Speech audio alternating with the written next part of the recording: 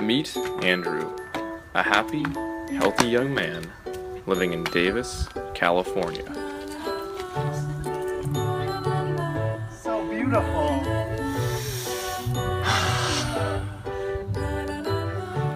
Unfortunately for Andrew, he wouldn't remain healthy long, as he's soon to find his life will turn upside down. Man, I'm thirsty.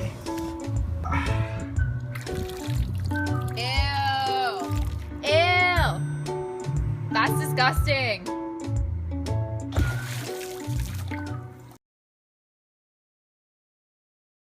Andrew spends the next several days going about his usual routines, going to class, frolicking through meadows, playing basketball, studying for PMI 127, and practicing cartwheels.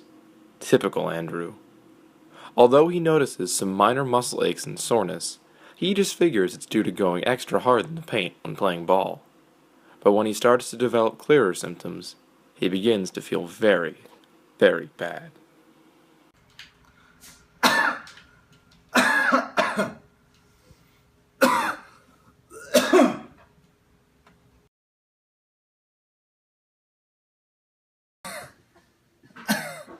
Oh man, it's cold. Ooh. Wait, it's hot.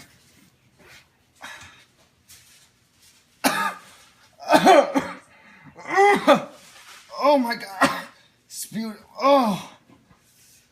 Increasingly concerned about his health, Andrew decides to go for a visit to the doctor.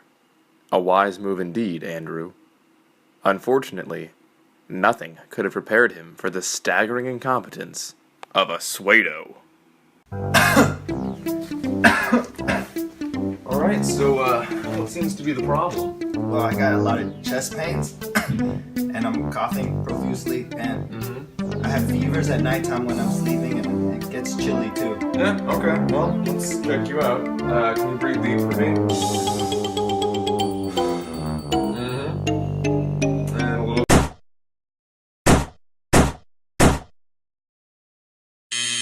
bit more. Yeah, I don't hear anything. You don't seem too good, so it's, I don't know, probably some sort of virus or something. But, you know, go home and rest, and I think you'll be fine. Alright. Thanks, doctor. See you later. And, just like a pseudo, Andrew's doctor assumes anything he can't immediately explain is a virus. Andrew returns home to rest under the pseudo's orders, but his symptoms quickly worsen. Andrew returns to the pseudo, hoping that this time the doctor will recognize the severity of Andrew's symptoms and decide on a more effective course of action.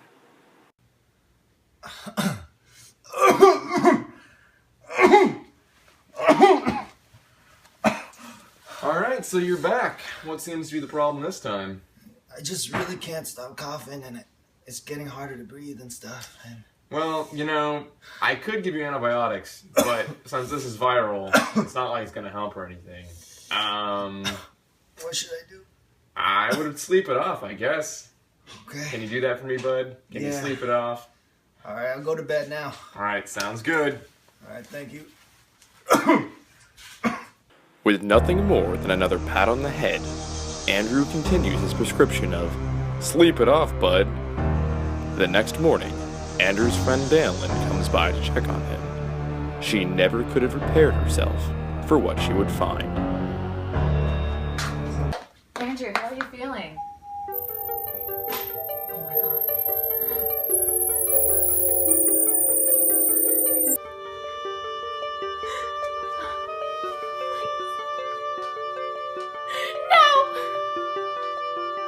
No!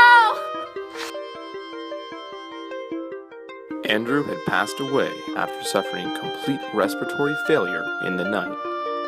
Only his beloved PMI 127 lab group came to pay their respects at his funeral. But while together, they had but one question.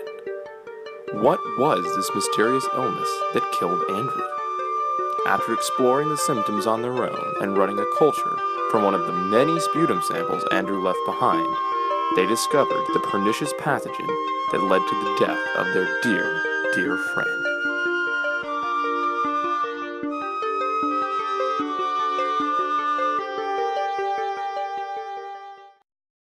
Legionella pneumophila is a pleomorphic, flagellated, non-spore-forming, gram-negative, facultative intracellular aerobe. It is a human-specific pathogen and is non-infectious between people.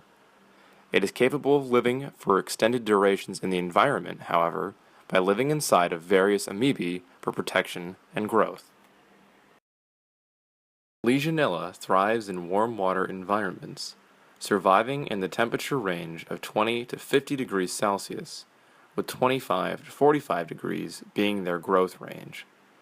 Sources of Legionella include, but are not limited to, bodies of water such as lakes or ponds, fountains, hot tubs, and air conditioning cooling towers. People of all ages are susceptible to Legionella infection, but middle-aged and elderly individuals, people who are immunocompromised, and smokers are particularly at risk. So just how do you get infected with Legionella anyway? They are contracted through aerosolized water droplets, not from ingestion of contaminated water. Notice earlier that when Andrew was infected, it wasn't by drinking water from the hot tub, but by breathing in the droplets. Drinking hot tub water is highly inadvisable for a plethora of other reasons, however. Danilin will now demonstrate the transmission pathway for Legionella pneumophila. Legionella is contracted by inhalation of water droplets.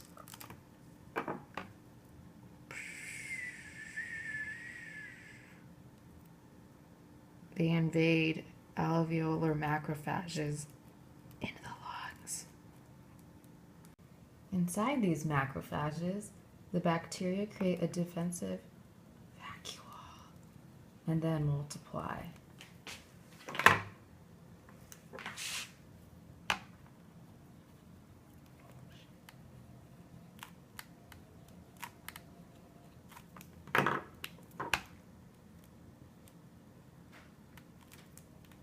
Then the vacuole gets destroyed. Eventually it gets destroyed.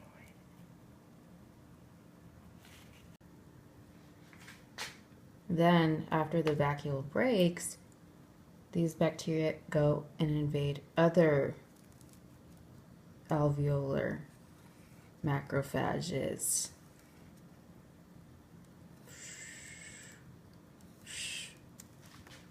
Legionella pneumophila boasts a variety of potent virulence factors that help it to infect humans. Robel will perform an interpretive dance to describe the key points.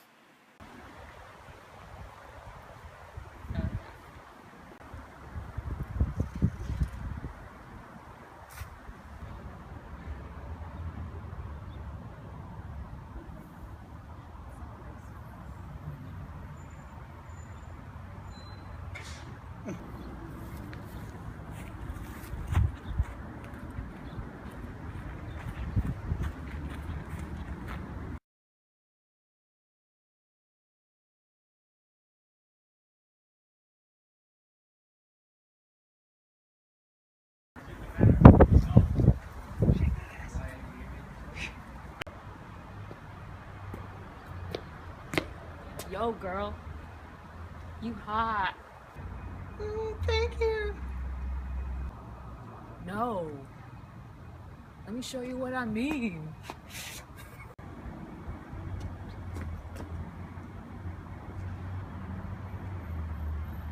Damn.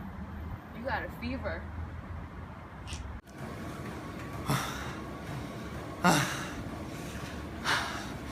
Yeah, baby. Yeah. Almost there. Almost there. Almost there. Woo! Woo!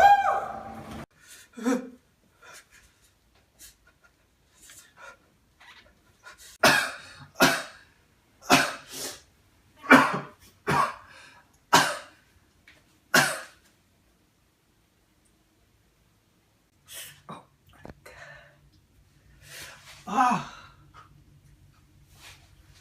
What? How do we diagnose Legionnaire's disease? Why don't we ask our resident nurse?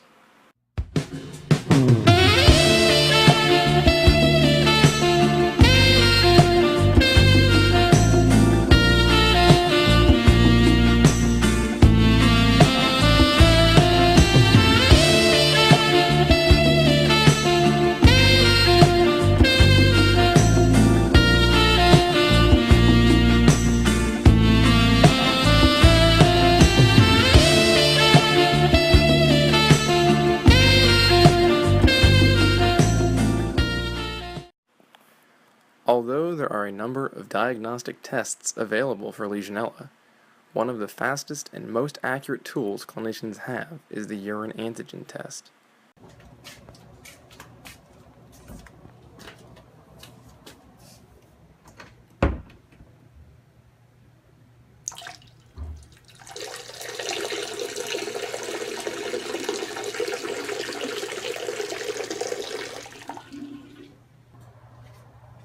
Nurse? Is this enough? Plenty. Colonies can be grown from a sputum sample, for example, on charcoal agar plates with added iron and cysteine.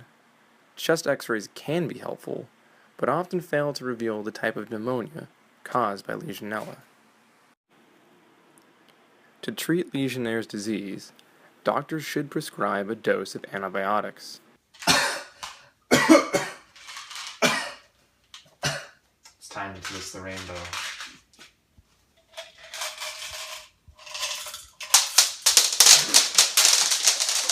Legionella is resistant to some common antibiotics, however, such as penicillin and cefamycin.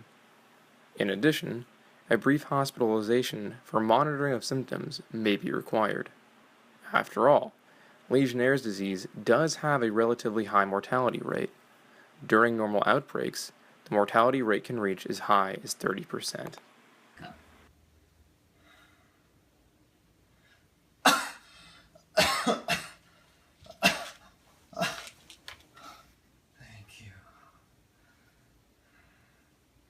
Lastly, how do we prevent contracting Legionella? To limit your risk, it's advised that you avoid activities that could damage your lungs, such as smoking.